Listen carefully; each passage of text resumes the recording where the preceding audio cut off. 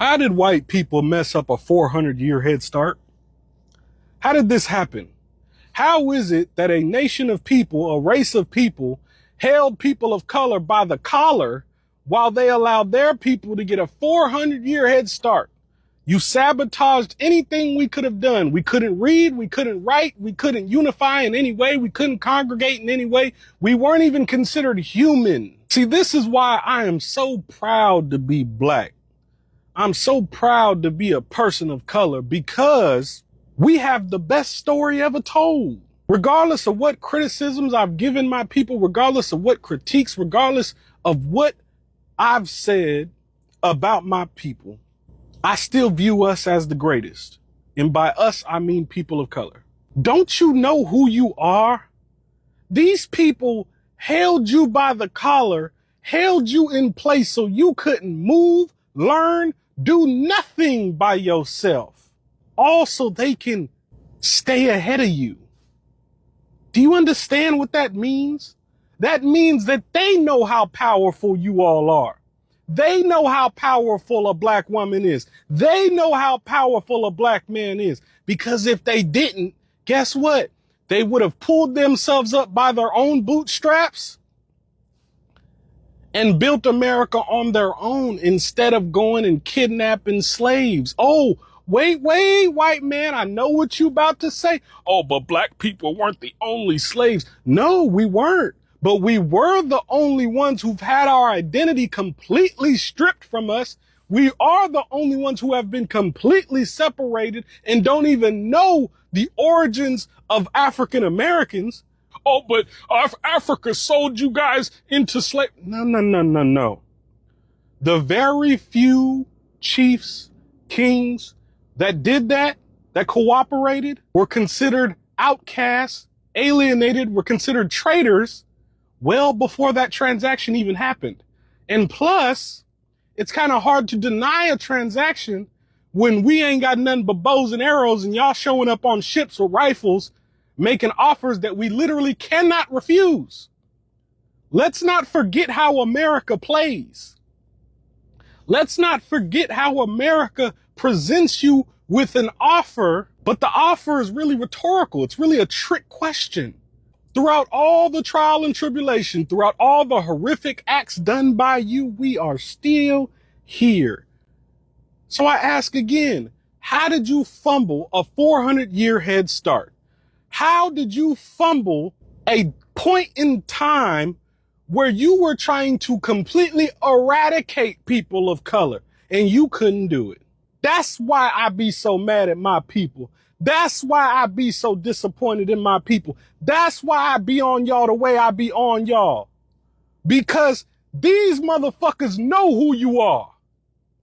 These motherfuckers know how powerful you are. These motherfuckers know your potential. They just convinced you that your potential is low. They convinced you that you're a nobody. They convinced you that you are nothing and you are lesser than them.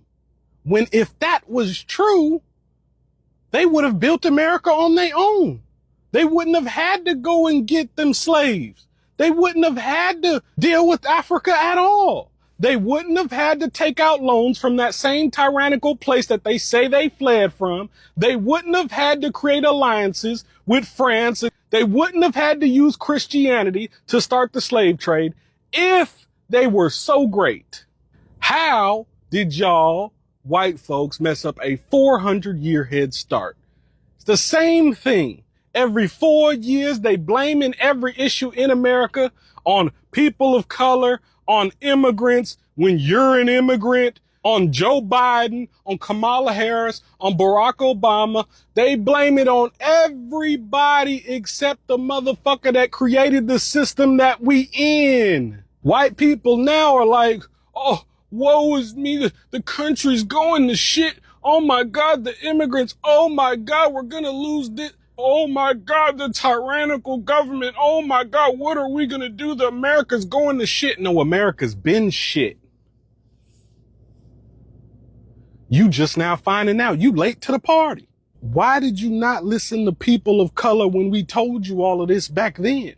See, when it was beneficial to be white, you ignored all of us. But now that your privilege is virtually gone, dead, because the same system, the same government, the same media that you put in place has gotten greedy and now sees you, white man, as a target too. Yes, you have privilege, or at least you had it. And this is usually where they start whining, oh, what privilege do I have today? The 400-year head start that your ancestors gave you, that's a privilege. The fact that y'all were allowed to run full sprint as far as you can run while everybody else was held in place trying to run, can't get nowhere because they are held by their collar, by your ancestors. How did y'all fumble a 400-year head start? God, I love being black. I love being a person of color, because do you understand the level of failure that is? Every 4 years, this damn country's on the verge of collapse. Every 4 years, it's the same policies being presented. Every 4 years, it's the same promises broken. And guess what you all do? Still participate in this system. But when shit go bad, hey, we need to change this. They're not going to change nothing. You know why? Because your vote is free. You don't demand nothing for your vote. You don't demand nothing for the dollar. You don't demand nothing for nothing. So why would they respect you? Why would they help you? Why would they rebuild America in the image it's supposed to be in when you're paying for corruption? Why would the devil change the devil's ways if you keep playing the same game that the devil likes to play? Here go the whites. It's Kamala Harris, it's Joe Biden, it's Barack Obama. No. It's America. Our silence is so disorienting for them. They want us to be mad and scared so bad. And y'all just refuse to give that to them. So here we are with made up stories about mobs of youth taking over the streets of DC with threats to occupy other predominantly black cities. But we predicted this. We saw this coming. We've said that we saw this coming. And so to make this announcement and to do all of this extra just feels a little bit embarrassing on their part. Like, y'all been running the same playbook for 400 years. We saw you coming, guys. We heard you. White supremacy is literally a joke. They know it, we know it, and they know that we know it.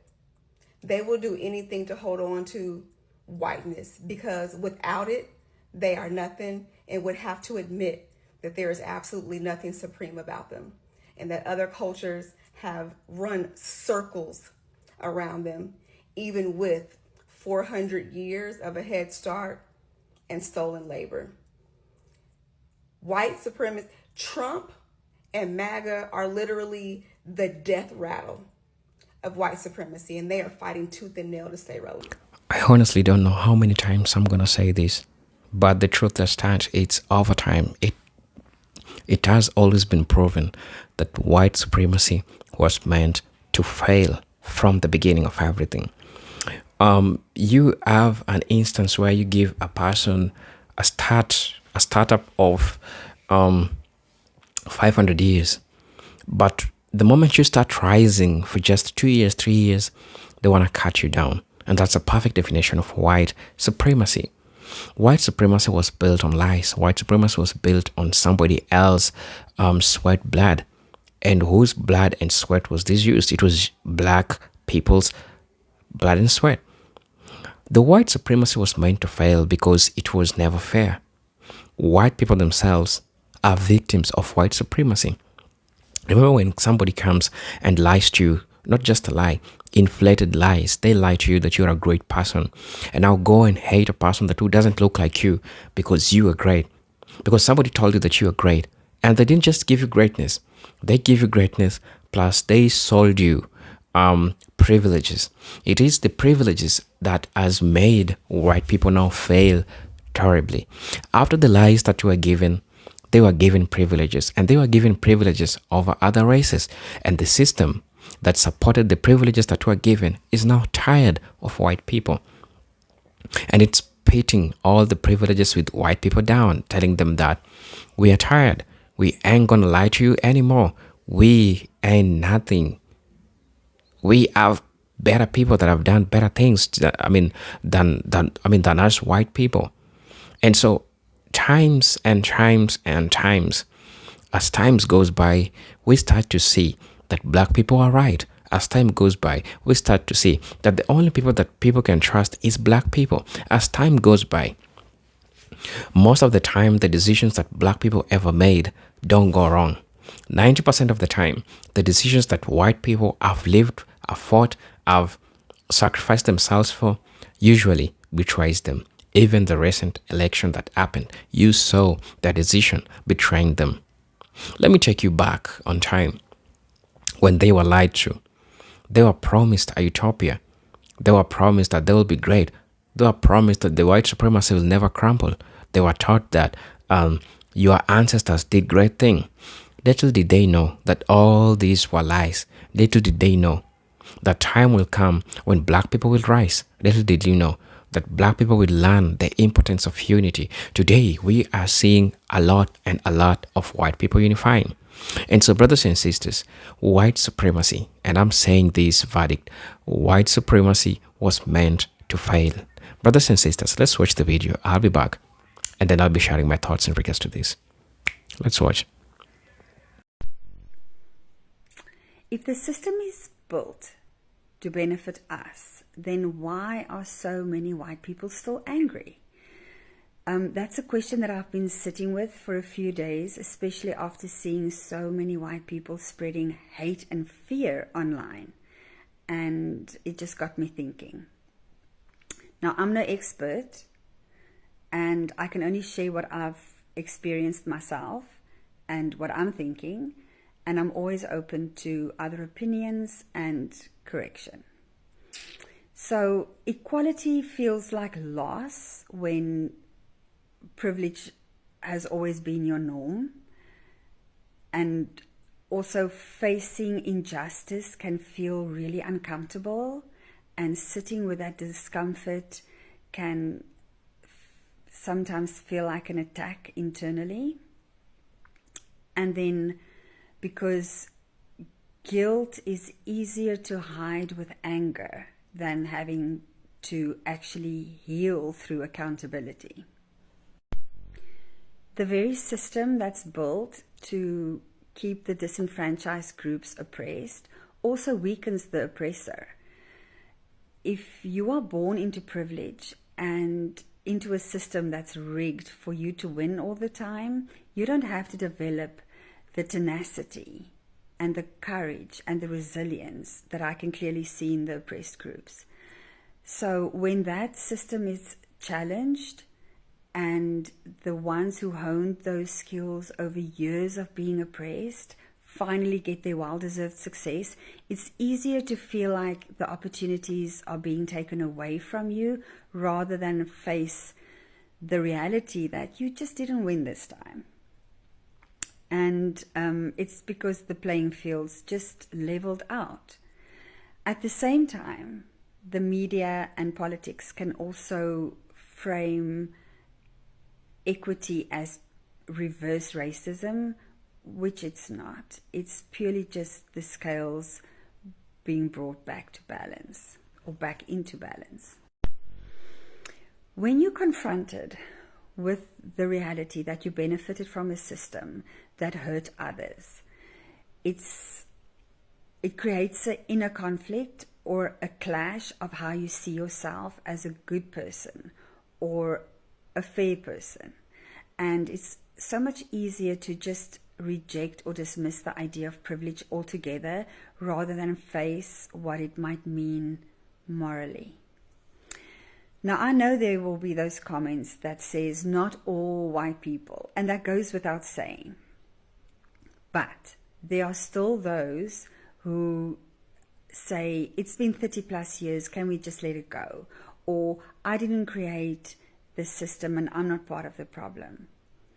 But we benefited from that system.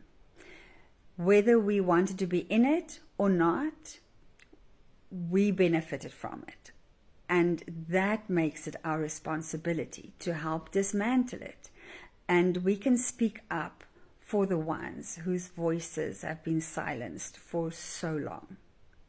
It's been absolutely hilarious the last couple of days watching all these evangelical Christians who all of a sudden care about prophecy and the Jews fulfilling prophecy. And really what it is all their white supremacy is just coming out.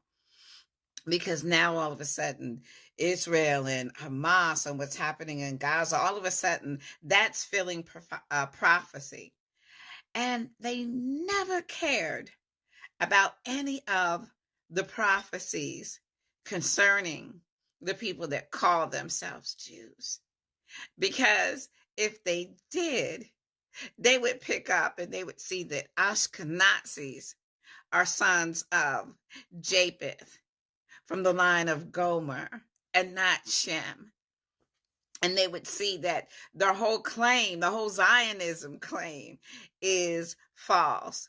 They would see that the true children of Israel, according to prophecy, are scattered into all these different nations by way of ship.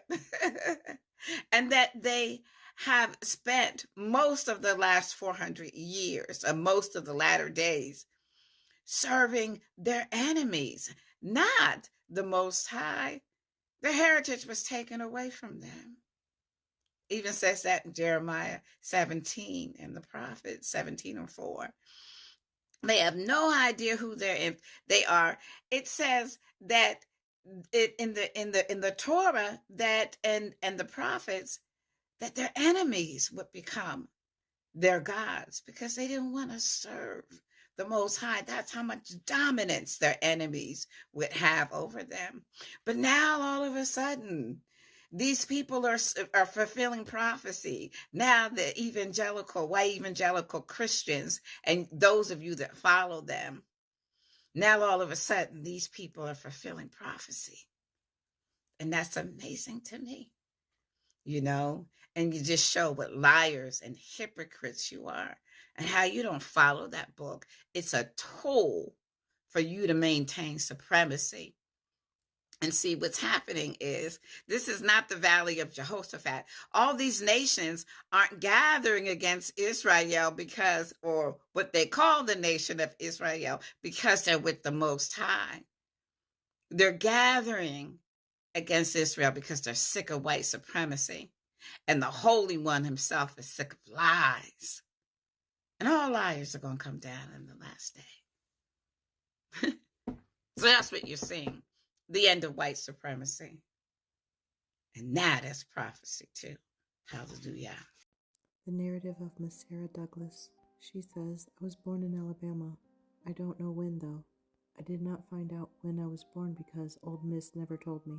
Mama died when I was real small, and Old Miss raised me. I had a hard time of my life. I slept on the floor just like a cat. Anywhere I lay, I slept. In the winter, I slept on rags. If I got sick, Old Miss would give me plenty of medicine because she wanted me to stay well in order to work. My old master's name was John Buffett, and Old Miss's name was Eddie Buffett. She would fix my bread and liquors in a tin lid and shove it to me on the floor. I never ate at the table until I was 12, and that was after freedom. To whip me, she would put my head between the fence rails, and she'd taken the cowhide and whipped me until I couldn't sit down for a week. Sometimes she tied my hands around a tree and tie our necks to the tree with our faces to the tree. They would get behind us with the cowhide whip with a piece of lead tied to the end. Lord have mercy. Child, I shouted when I wasn't happy.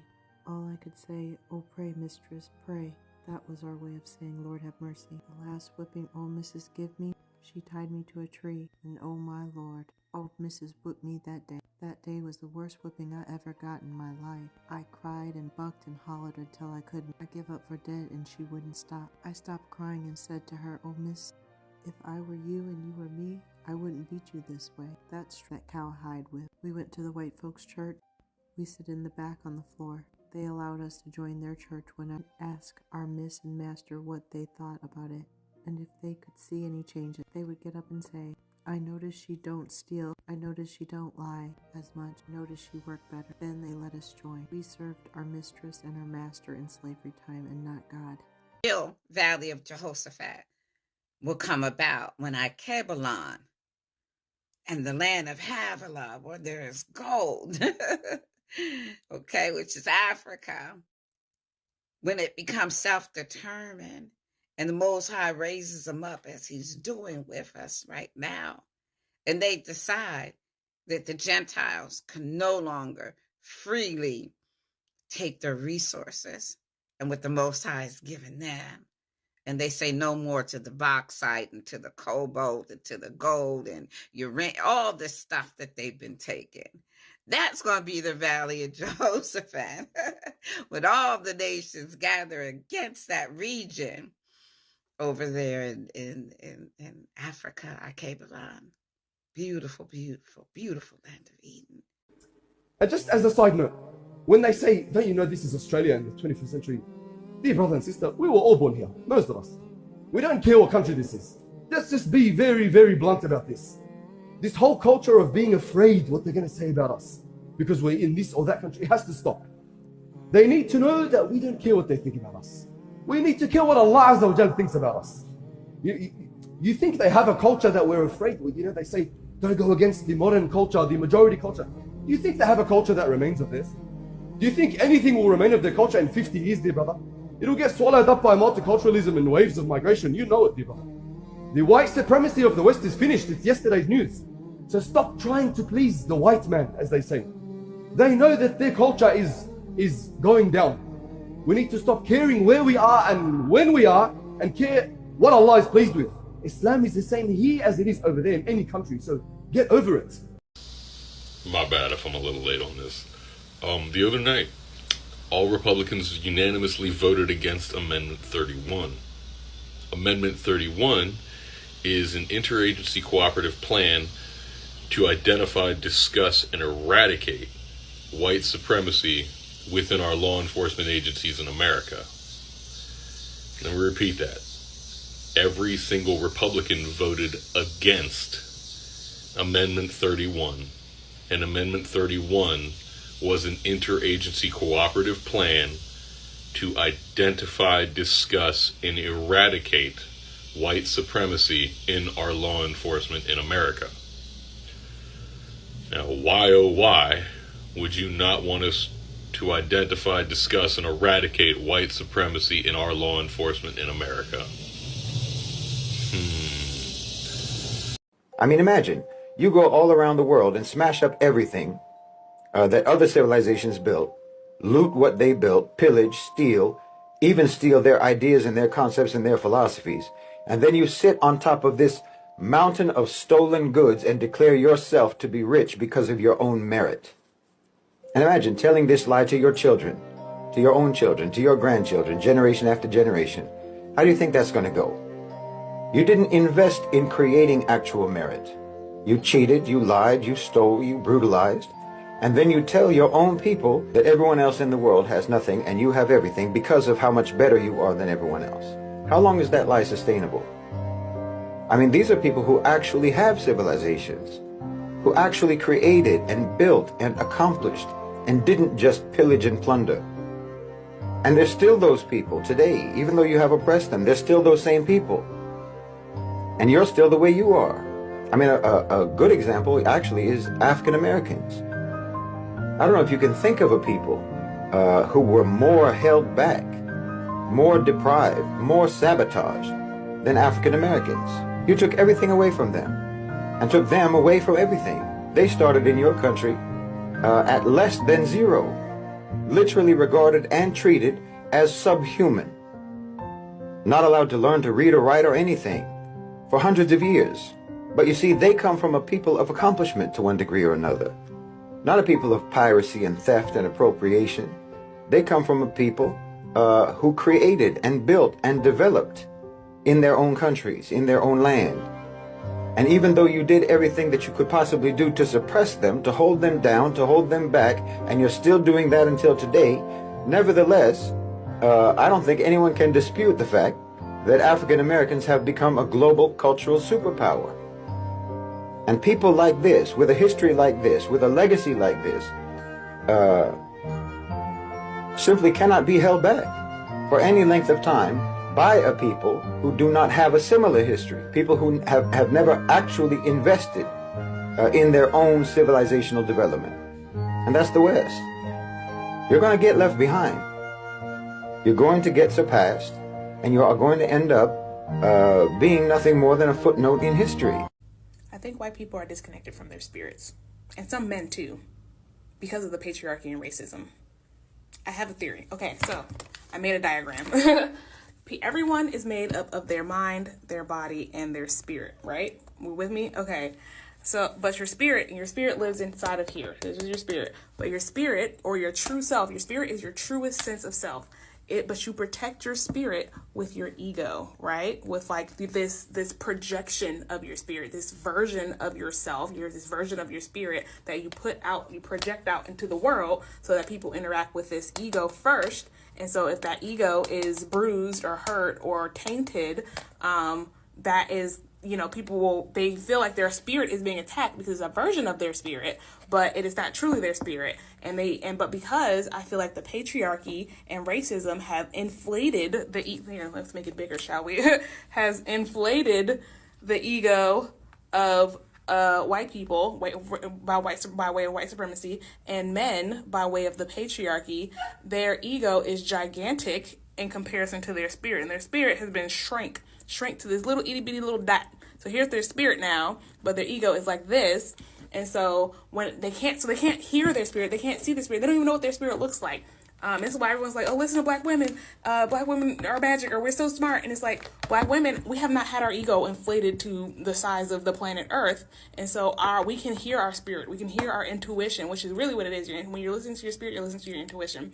And your intuition is your ability to navigate throughout the world, collect data based on your experiences, based on what you see, based on your five senses, what you feel, and then like how you use them, all the experiences that you have.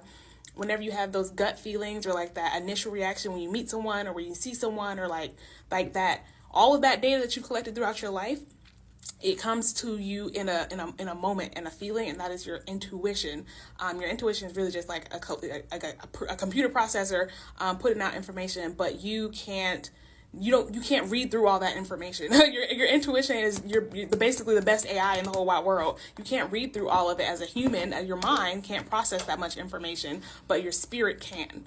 And so whenever it tells you something, you have you feel it. You feel like this person is weird, or I'm afraid here, or ooh, but you can't put words to it. You can't explain why you don't like this person, but you just don't like them. Or you can't explain why this man feels creepy because he's smiling, he's handsome, he looks nice, but something about you creeps you out, but the man will be like, I'm not creepy, I'm a wonderful person, and everyone else is like, oh, I'm a wonderful person, he's a wonderful person. And so you ignore that intuition, that spirit, in favor of your ego, because he's fine, he's a good looking man. And so you listen to the ego, and then you end up hurt in some way because you didn't listen to your spirit, your intuition.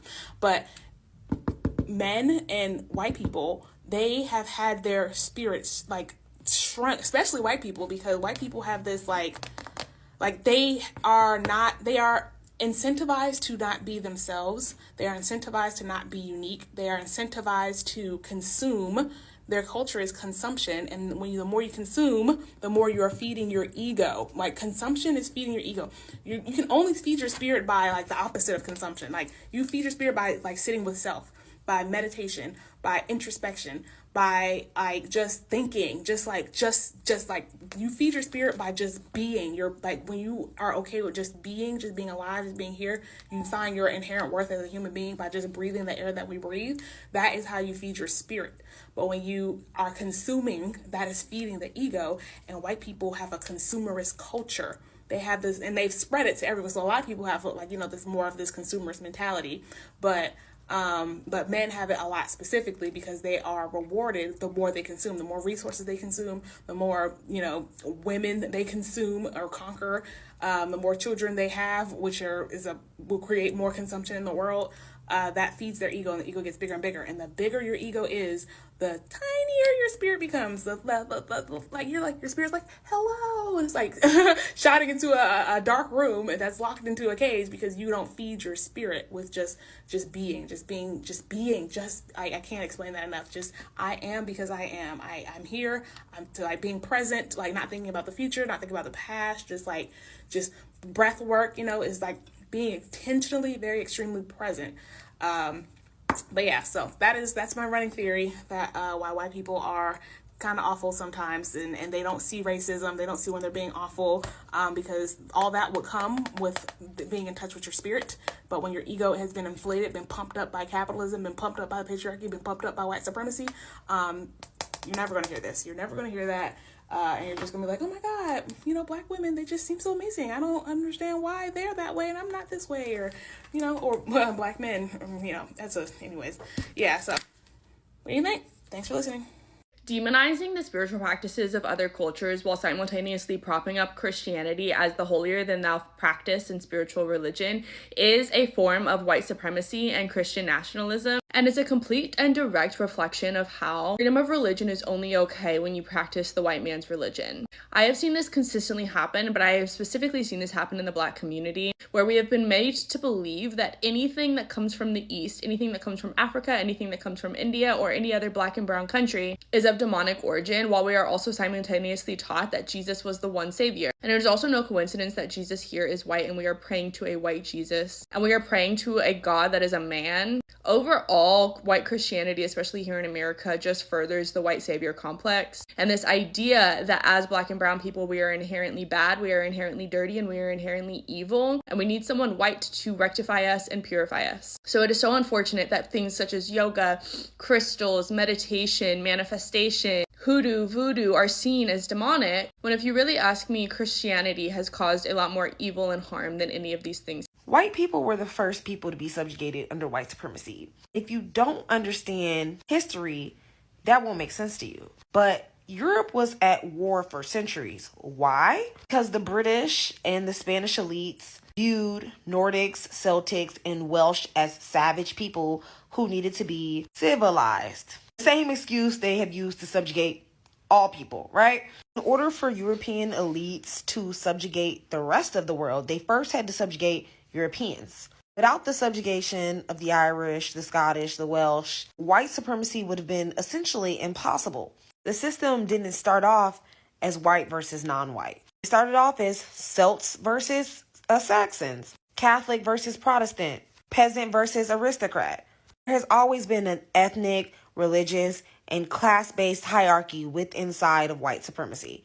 As the subjugated grew bigger than the subjugators, then came the creation of white, right? A way to racially pacify an also burdened group, or subjugated group of people. Because initially, the concept of white and black did not exist. They created that concept so that white people would be pacified and side with the elites, so that European people would side with the elites instead of African and indigenous people.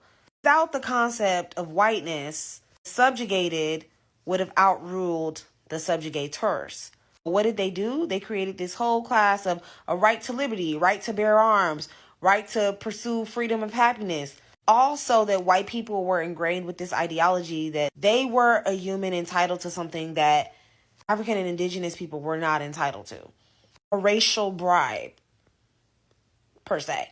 Without this concept, elites wouldn't have a foot to stand on. Capitalism would be non-existent. White supremacy would be non-existent.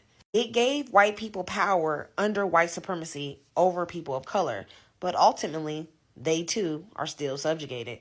It's only when white people break from the subjugation of whiteness, right? The mind control that whiteness has on their mind, that is when white supremacy will be destroyed, right? They were the first to be subjugated, right? They will be the last to be subjugated because they have been the most pacified by the concept. When white people are tired of being subjugated, then white supremacy will fall. Also, don't forget to follow me on YouTube and follow me on here because I love talking about socialization and how it intersects with basically everything and how we are in this predicament that we are in now. Brothers and sisters, White people today are counting their losses. They regret the history lessons that they attended. They regret the indoctrination they had.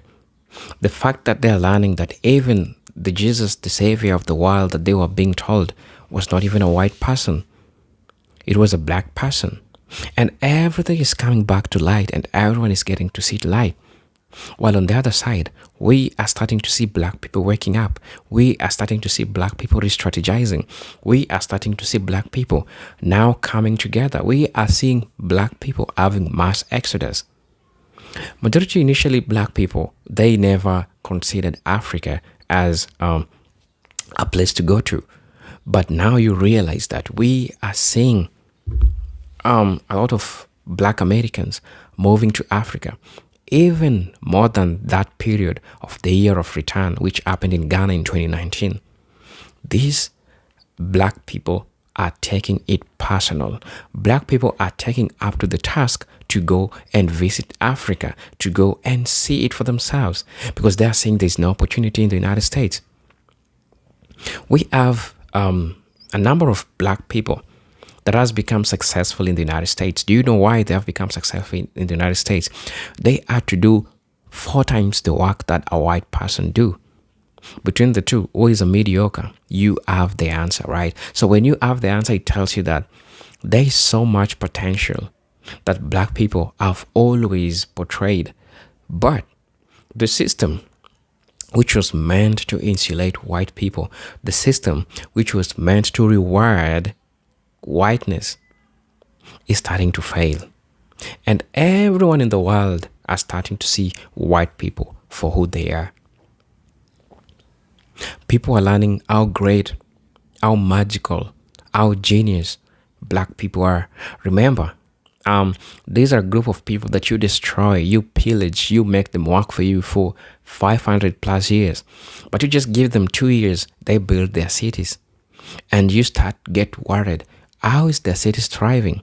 And then you come back for their cities. You drone some like Lake Lanier, you burn some like Philadelphia, Tulsa, Oklahoma, all this. And this shows you that white supremacy already failed, because the definition of white supremacy is that there is no fair ground for everyone. I'm always have to be on the top. That's how these people define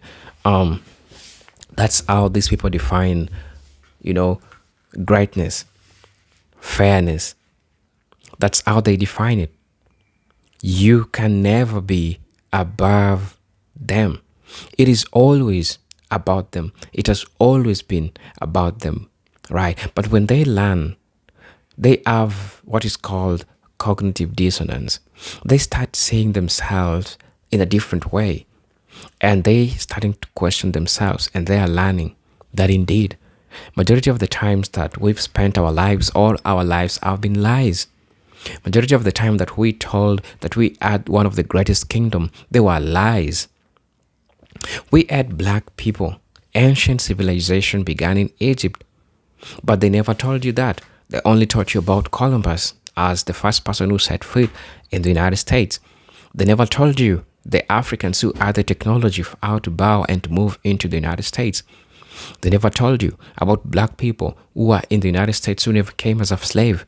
They never told you how great the people that you've been looking down upon are the people that carries the weight of the United States. They never told you the problems that came with racial capitalism. So much labor that black people shared in the United States. It was involuntary. They were forced to, right? They were forced to do these things. They were forced to pay all these things. But black people are now learning. Black people are keeping quiet. Black people are just watching things happen. They're not overreacting. They're not getting so much fast with this. They are calling, they are saying things, and they're making right moves. And I know probably you're a black person who is watching you. Who is watching me. I know you have plans that you've put in place. But you just want to wait and move to whatever part of the world you want to move. And I would like to say kudos to those who have chose Africa, to those who have given Africa a second chance. It is indeed a beautiful place, but with its own challenges, right? But all of those, we can embrace it. I survived in America. I mean, in Africa for 25 years, 26 years. I've survived here. And so you can also survive. Let no one lie to you that you can survive, you can do well. If they lie to you, it is part of those lies that they don't want you to unite with your brothers and sisters over here, right? And so when you are starting to unify, when you are starting to see the truth, when you are starting to find the truth, we are seeing a lot of American blacks coming to Africa, specifically Kenya. I'm seeing them and we are receiving them happily, right? But white supremacy doesn't want you to have that. And they'll pay any price to make you not to come to Africa. They'll definitely pay any price. They'll sell lies. They'll discourage you. They'll show you things that will discourage you. But of course, in any place you go, there's an advantage, there's a disadvantage. It is upon you to have to put them on a seesaw or put them on a weight and see the one that you can work with and leave the one that you cannot work with. And for me, this is spiritual awakening for black people. There is something that is happening in the United States, and I'm hoping that black people are getting to see what I'm trying to say. And so, brothers and sisters, I don't want to say much. Please let me know what you think about this video. And if you're watching me for the first time, I'm asking you to please subscribe to the channel, join the membership, and really get to what I can offer you. For those who wish to buy me a coffee through my Cash App account, for those who wish to support me through my super thanks, I'll be really, really grateful for the support that you'll be giving me. And just know that I highly appreciate every form of support that all of you are giving me. Whether you subscribe, whether you share, whether you comment, I'm seeing what you're doing and I'm highly appreciative for your service. But until then, I'll be back. See me on the next video. Peace, love, and harmony. Salute.